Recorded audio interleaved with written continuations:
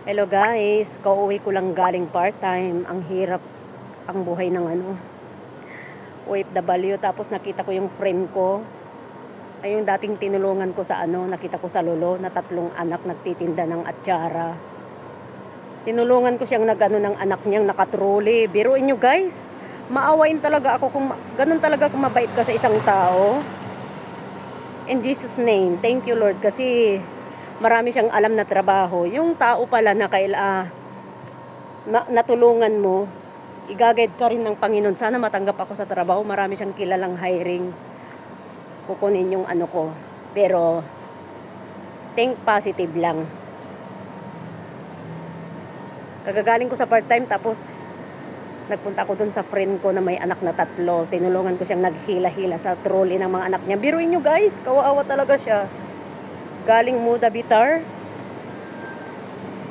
to Hura. Naawa ako, kaya tulungan kita, sabi ko. Paano mo nakakaya yung Kaya tayong mga nanay, sakripisyo natin ang buhay ng ating mga anak. Kahit wala tayong asawa. Kaya tularan natin ang bawat ganung kalagayan. At huwag nating ihusga pag nakikita natin kawawa sila sa daan. May mga iba kasi nasabi nila, ay, buhay niya yan, parang nagdadrama. No. Gaya ko po, patuloy na lumalaban in the name of Lord. Thank you so much mga guys. Ganyan lang buhay ng OFW at yung babae na yon, naging friend ko. Sa pagtulong ko sa kanya, I hope, I know, matutulungan din ako sa work. Think positive always and always pray to the Lord.